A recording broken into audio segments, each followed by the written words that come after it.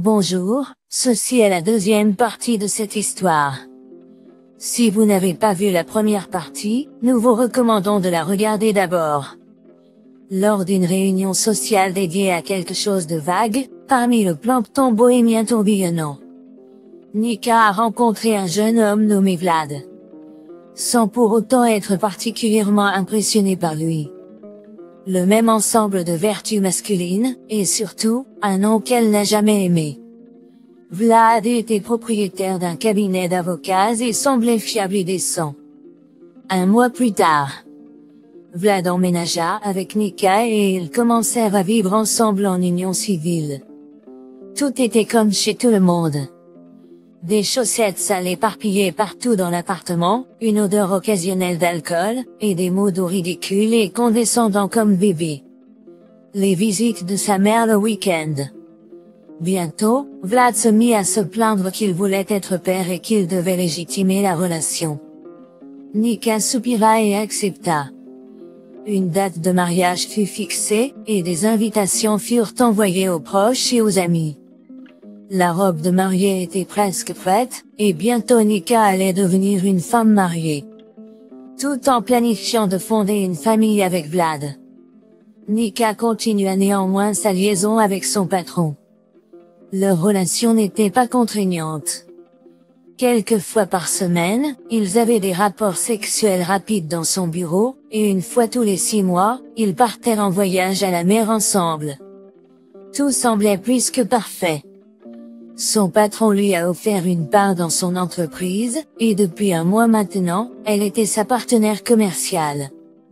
L'entreprise prospérait. Avec le nombre de clients, et donc l'argent, qui augmentait. Nika commença à envisager d'élargir l'entreprise. Tout était parfait, jusqu'à ce que cette folie commence. Quand il restait presque 2 semaines avant le mariage, Nika fut invitée à la célébration d'anniversaire de son amie Svetlana. Elle se connaissait depuis longtemps, et il aurait été gênant de ne pas y assister. Nika avait prévu d'y aller avec son fiancé, mais Vlad a dû partir au dernier moment pour des affaires urgentes. Alors, Nika a dû y aller seule. Pas de souci. Je vais rester un peu pour l'apparence et puis m'éclipser discrètement. Nika a décidé.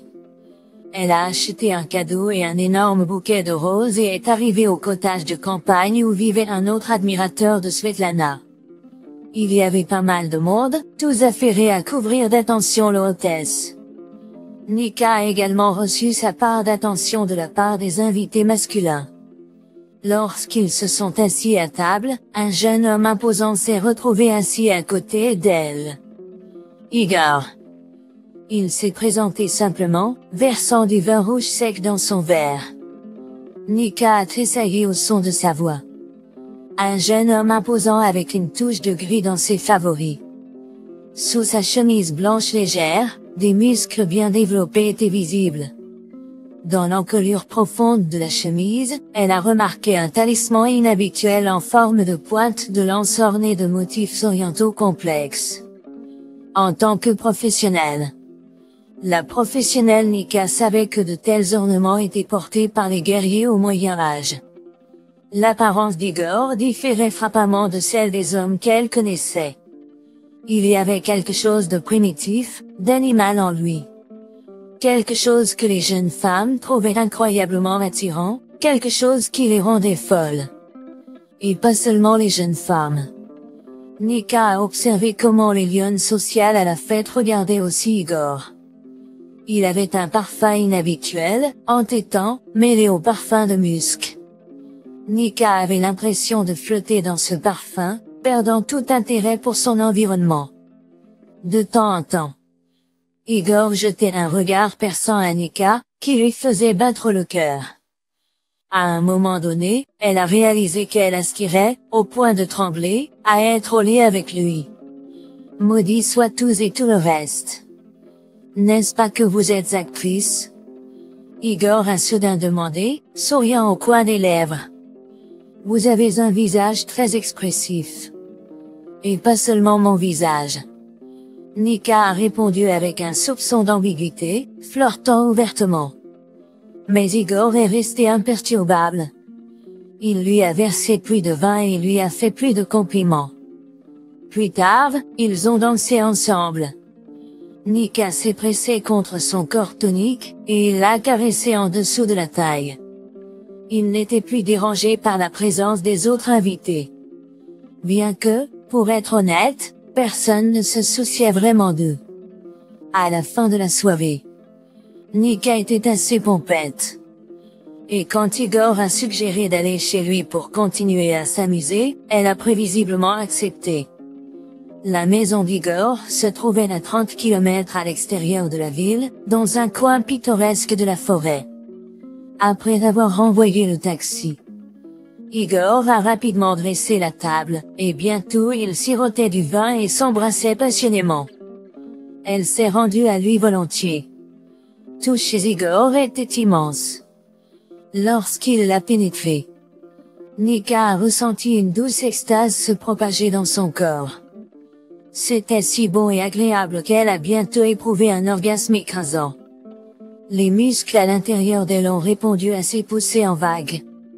Il l'a regardée comme personne ne l'avait jamais fait auparavant, avec un regard pénétrant, remarquant tout. Ensuite, ils se sont tenus nus sous la douche pendant longtemps, incapables de se détacher l'un de l'autre. Et encore une fois, ils se sont retrouvés au lit jusqu'à l'aube. Ensuite, ils ont bu du café et fait l'amour à nouveau. Nika n'a retrouvé ses esprits que le lendemain, réalisant qu'elle était follement amoureuse d'Igor. Igor. Son cœur chantait doucement, et des papillons voletaient dans son estomac. Elle ne pouvait se lasser de son bien-aimé. C'est ainsi qu'elle l'appelait dans sa tête, mais elle n'osait pas le dire à voix haute. Avant de se coucher, Igor se promenait complètement nu, offrant à Nika l'occasion d'admirer son corps, pleinement confiant dans sa beauté. Nika le regarda, admirant ses muscles bien développés. Des muscles et le tatouage d'une chauve-souris sur son avant-bras gauche. Elle avait peur de demander au sujet des cicatrices profondes qu'il avait, mais elle l'embrassa silencieusement, ressentant une immense compassion. Et puis tout a recommencé, des baisers, des poussées, et la fille s'est plongée entièrement dans les vagues de plaisir. Pendant 2 jours, Nika passa du temps avec Igor sans penser une seule fois à Vlad. Mais elle ne put s'en empêcher, elle était attirée par son amant comme un aimant. Le soir, après le travail, Igor l'attendait avec un énorme bouquet de roses rouges. Et encore une fois, Nika passa la nuit dans ses bras. Nika se plongea complètement dans l'amour. Elle passa presque chaque soir avec son amant, restant toujours la nuit. Les jours passèrent. Vlad était rentré depuis longtemps de son voyage d'affaires, et Nika prévoyait de lui dire que le mariage n'aurait pas lieu, afin de pouvoir céder librement à son amour passionné. Nika ne put s'empêcher et continua à retourner vers Igor encore et encore. Après le travail, Nika, se donnant une fois de plus à son patron sur le canapé de son bureau, décida de lui parler de sa liaison amoureuse avec Igor. Mais son patron fronça les sourcils et lui demanda d'assister à une réunion avec la direction de la banque Tala à la place. La banque se développait et voulait ouvrir sa propre galerie d'art, présentant exclusivement des peintures vintage d'artistes anglais. Son patron remit rapidement son pantalon et rentra chez lui. Nika rafraîchit son maquillage et se dirigea vers la sortie. Vlad l'attendait au poste de sécurité avec un bouquet de fleurs. Zut, quelle gêne! Pensa Nika. Mais elle se reprit rapidement et sourit chaleureusement à son fiancé. Vlad avait réservé une table dans leur restaurant préféré et voulait discuter de leur prochain mariage. Ils trinquèrent à eux-mêmes, et tandis que Nika prenait une gorgée de vin, une voix familière atteignit ses oreilles, faisant battre son cœur plus vite. Là était son bien-aimé Igor, installant une fille lourdement maquillée à la table voisine. Le sang de Nika lui monta à la tête, et pendant un moment, elle se sentit déconnectée de la réalité.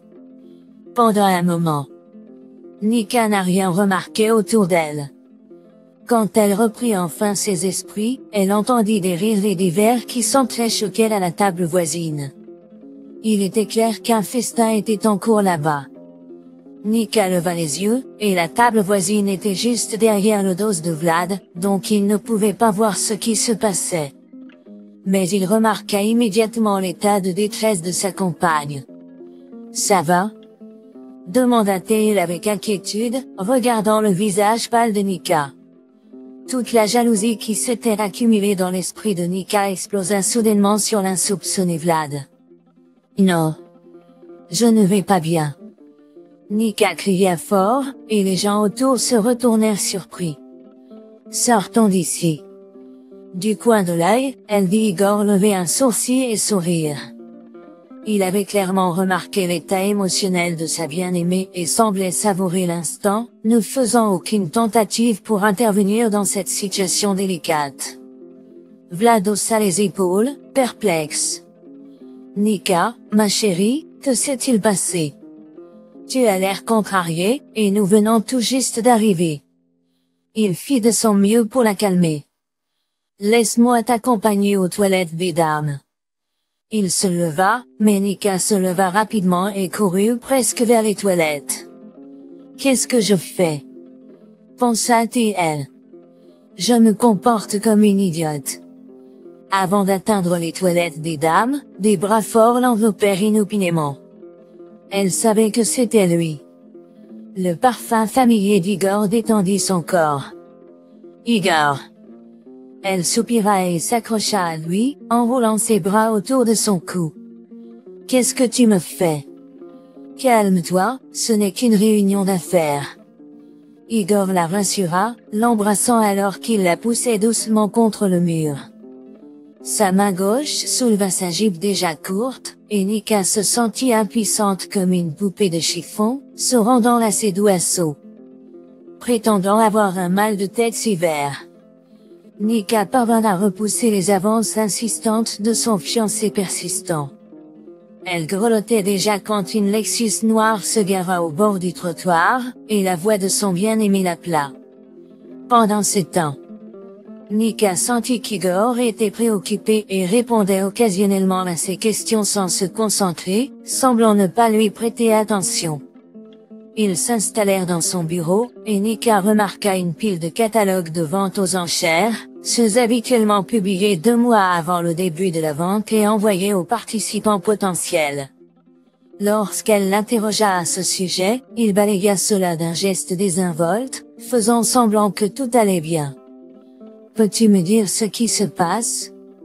Nika était presque en larmes. Son cœur saignait pour son bien-aimé.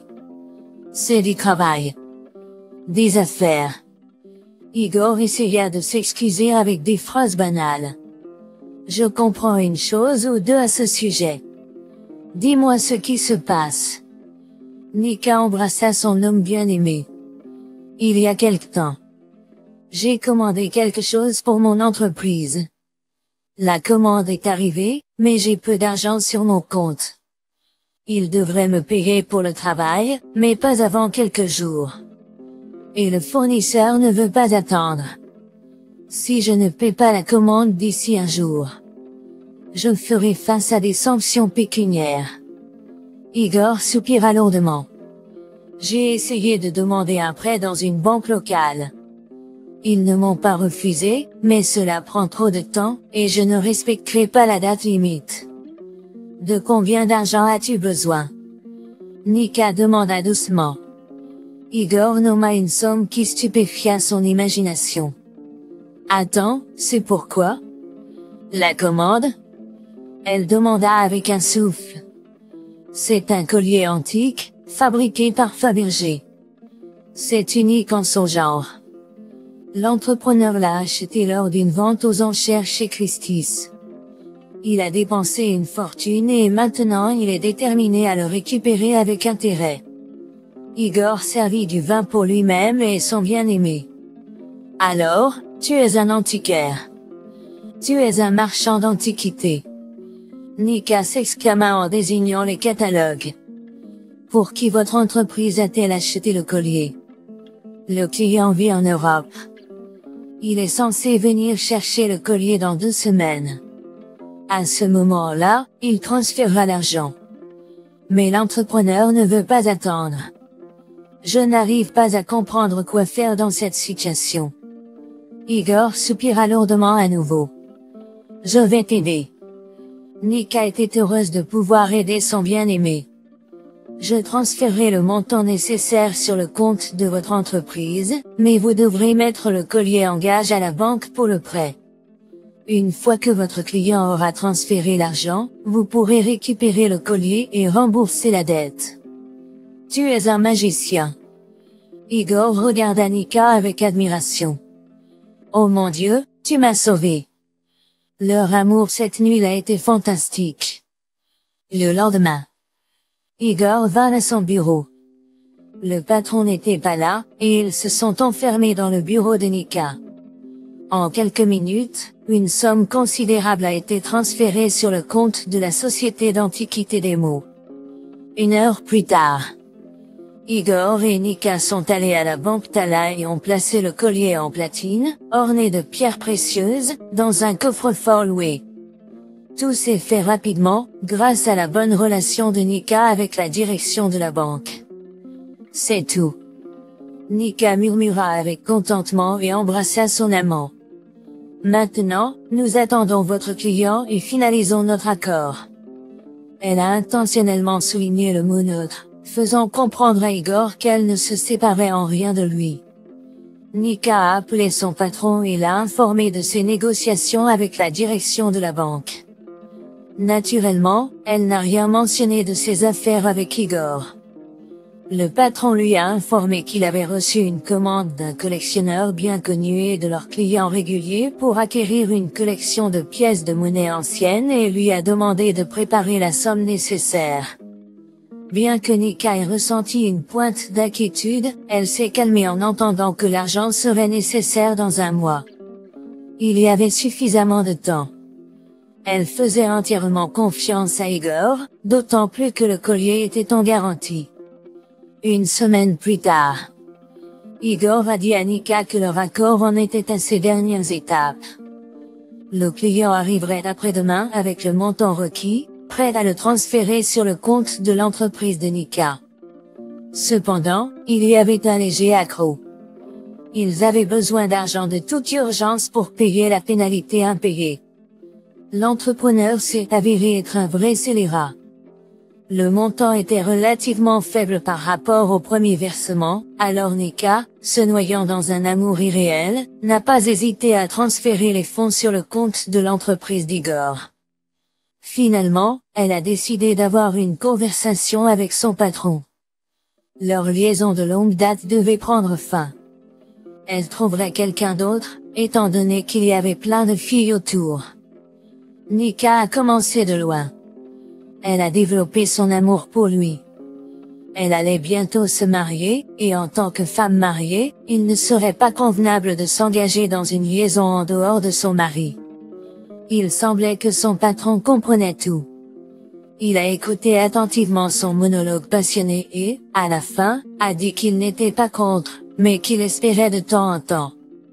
Nika se souviendrait de leur passé et lui donnerait un peu d'amour. En guise d'adieu, il suggéra à son adjointe d'avoir un dernier rapport sexuel sur le champ, dans son bureau, comme pour mettre une ellipse dans leur relation. Il était déjà tard dans la journée de travail, et Nika décida qu'il serait plus facile de céder à son patron plutôt que d'expliquer pourquoi elle ne le voulait pas. Alors que leur étreinte d'autre monde touchait à sa fin et que Nika était proche de l'orgasme, elle remarqua, du coin de l'œil, la figure figée de Vlad, à seulement 1 mètre du large bureau où se déroulait l'émouvant adieu. Vlad? Que fais-tu ici? Balbutia-t-elle, essayant de se dégager du corps lourd de son patron. Son fiancé resta choqué, assistant à ce qui se passait. Quel vieil homme sénile, pensa Nika avec colère, réalisant que son patron distrait n'avait pas fermé la porte de son bureau. Vlad. J'avais envie de te dire, Nika n'était pas trop inquiète puisqu'il n'était qu'un fiancé fade, pas Igor. Cependant, Vlad éclata soudainement en larmes, se retourna et s'enfuit du bureau. Parfois, les choses arrivent pour le mieux, pensa Nika.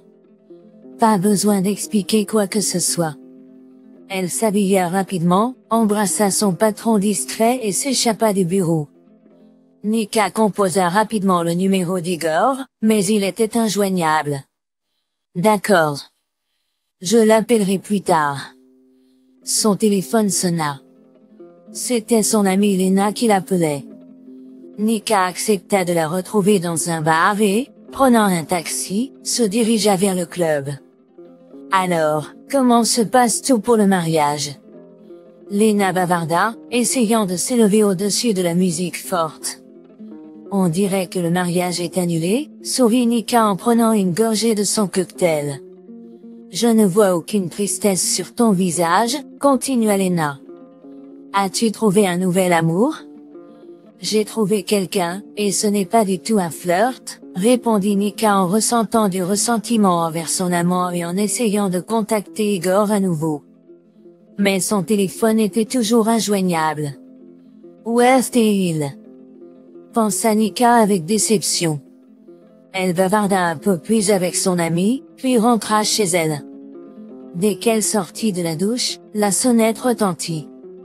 Igor. La pensée lui traversa l'esprit, et un sentiment d'anticipation se répandit dans son corps, imaginant une nuit passionnée à venir.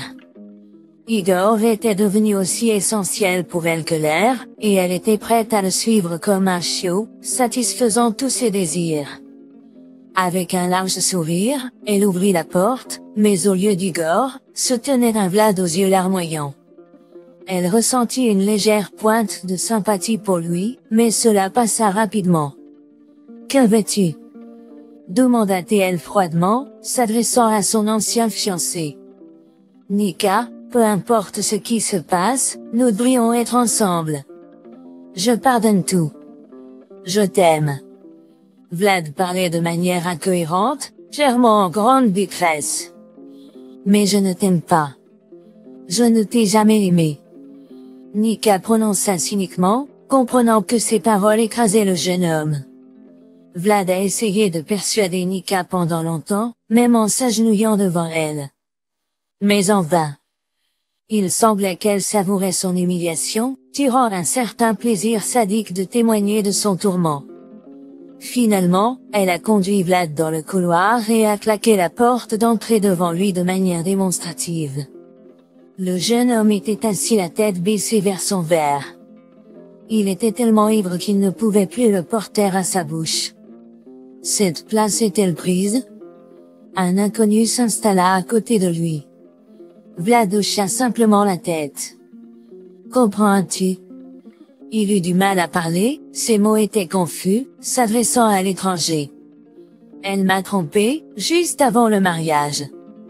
Mais je lui ai pardonné, et elle m'a mis à la porte, disant qu'elle ne m'avait jamais aimé. L'étranger hocha la tête avec sympathie. Comme ça arrive. Je ne veux plus vivre. Vlad se leva et, sans payer, se dirigea titubant vers la sortie. L'étranger fit signe d'arrêter le barman tendu et jeta de l'argent sur le comptoir. Pour nous deux. Vlad traversait une rue faiblement éclairée lorsqu'une voiture noire surgit soudainement du coin de la rue et se précipita vers lui. Vlad savait que c'était la mort, mais il resta figé, fermant les yeux. Il voulait mourir. Soudain, quelqu'un l'attrapa par la taille et le tira de sous la voiture qui arrivait. Ne le sais pas. Elle n'en vaut pas la peine, dit la personne inconnue d'une voix rauque. La dernière chose dont le malheureux Vlad se souvint fut le pendentif en forme de lance sur la poitrine musclée de l'étranger. Le matin, le patron a appelé. Nika a écouté longuement, réalisant peu à peu le problème qui s'était abattu sur elle. L'argent doit être transféré avant midi. Tu comprends? Nika? Le patron aimait répéter la même question plusieurs fois de façon cynique. Elle comprit enfin. Le patron ordonna un transfert urgent d'argent pour la collecte. Le même argent qu'elle avait prêté à Igor. Elle devait le contacter de toute urgence. Elle composa son numéro habituel. Le téléphone d'Igor était éteint. Peut-être est-il parti quelque part? Nika frissonna à l'idée des conséquences. Le patron la détruirait s'il découvrait qu'il n'y avait pas d'argent. Que devait-elle faire? Nika se dépêcha de s'habiller, ses nerfs à vif. Quand elle est arrivée au bureau, le patron n'était pas encore là. Elle a essayé de joindre Igor à nouveau, mais il était toujours injoignable. Nika a appelé la banque. Le collatéral était toujours là. Récupérer le collatéral.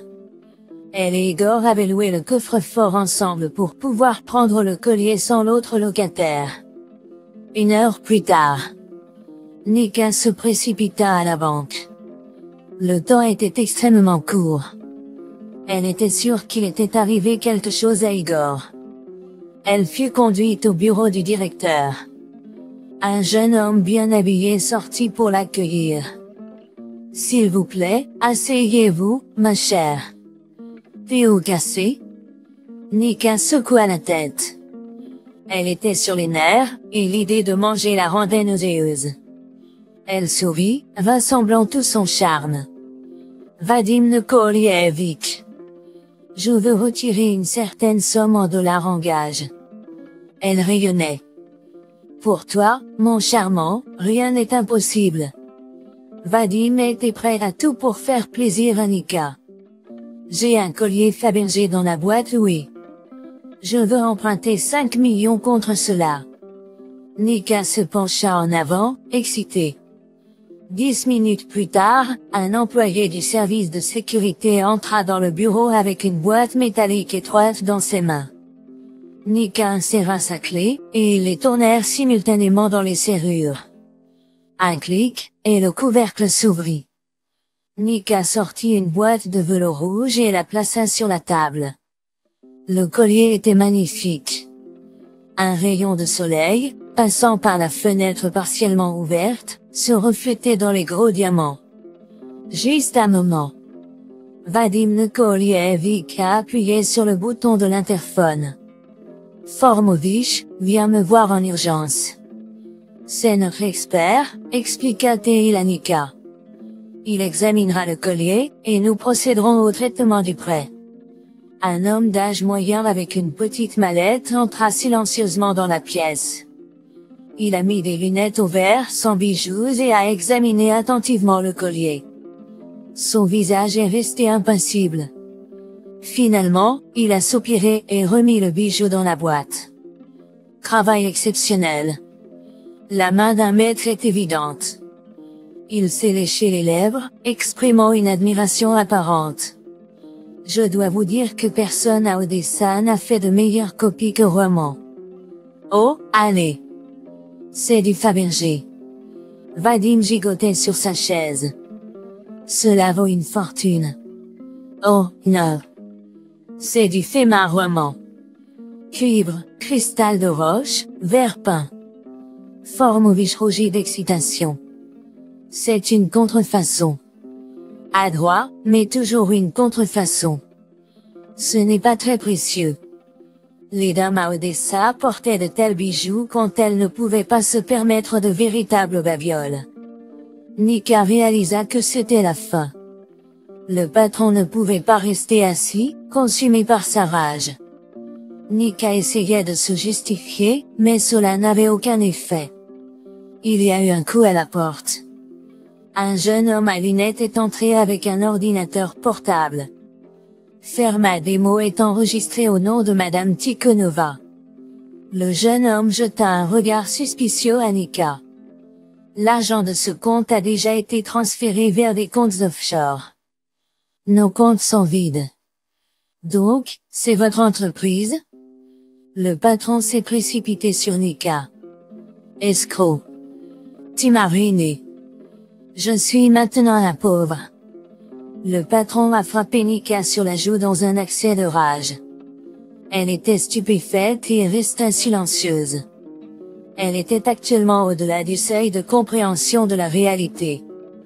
Un faux collier, une entreprise enregistrée à son nom qui a dévoré tout leur argent, et la disparition d'Igor. Son cerveau refusait d'accepter la réalité. Elle quitta mécaniquement le bureau du patron et se rendit dans le sien, s'affaissant sur la chaise, se sentant faible. Sa secrétaire entra silencieusement. Ils m'ont demandé de vous remettre ceci. Nika ouvrit un petit paquet. 2 photographies et une note tombèrent. Pendant un moment, Nika regarda silencieusement les photos brillantes. L'une montrait un jeune homme souriant, grimaçant devant l'appareil photo. Au dos de la photographie, il était écrit « À Véronica, de Sergueï. Je t'aime ». L'autre photo montrait une petite fille. La légende disait « Maman. » Puis quoi? Ses mains tremblaient alors qu'elle luttait pour déplier et lire la note. C'était mon petit frère. Nika regardait par la fenêtre. Dans la cour, les lumières clignotantes d'une voiture de police scintillaient. Une ambulance est arrivée et ils ont chargé l'un des agresseurs à l'intérieur. Nika les a vus mettre Sergueï dans la voiture de police. Elle a rapidement enfilé son manteau et s'est précipitée dehors. Mais il était déjà parti. Elle voulait suivre la voiture de police, mais sa mère, qui l'avait suivie, a à peine réussi à la retenir.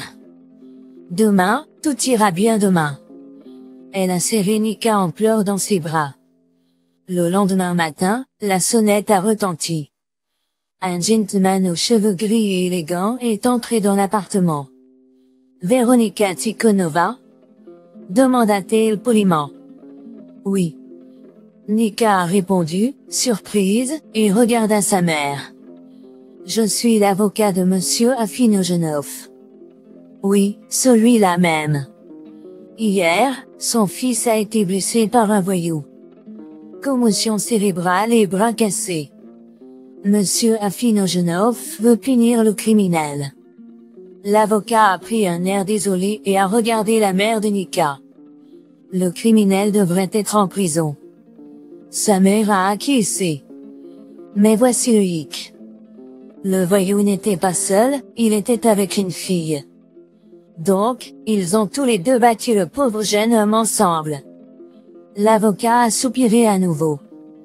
La fille sera également tenue pour responsable pénalement. Le veux-tu vraiment, ma chère? L'avocat a élevé la voix. Que devrions-nous faire? Sa mère a pris la parole. Rien. L'avocat a souri. Dites simplement à l'enquêteur et devant le tribunal que votre petite amie a attaqué en premier un garçon innocent et l'a battu. Et voilà. Ce sadique écopera d'un maximum de 5 ans, et vous obtiendrez tout cela. L'avocat a sorti une grosse pièce d'argent de sa serviette. Nous marchions, et j'ai dit que je rompais avec lui. La voix de Nika tremblait. Le juge a acquiescé avec sympathie. Et puis la victime s'est rapprochée de nous. Il voulait dire à Sergueï que j'étais avec lui maintenant. Mais Sergueï l'a frappé au visage. C'est un boxeur, un champion de la ville. Eh bien, vous connaissez la suite. Une larme a coulé sur la joue de Nika.